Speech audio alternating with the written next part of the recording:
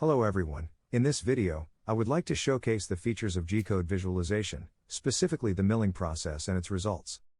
The feature is located in the second window of the plugin. The first thing you need to do is set up the simulation.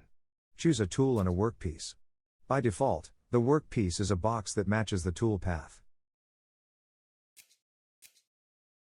We can adjust its size. We can also choose a custom workpiece. Moreover, we need to set parameters responsible for the accuracy of the simulation.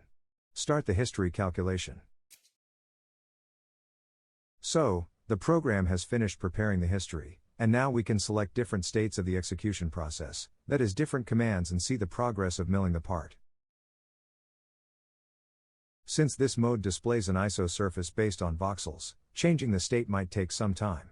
If we want an instant display in real-time mode, then we enable the corresponding mode. Here, the part is displayed in a new volumetric rendering mode, and we can immediately see the changes. Due to the specifics of history storage, the surface isn't entirely accurate. If we want a more precise surface based on milling results, we should use these buttons. The right button prepares the milling result up to a certain command.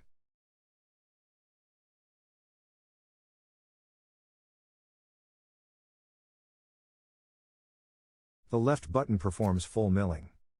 We can also highlight the area that will be cut as a result of milling.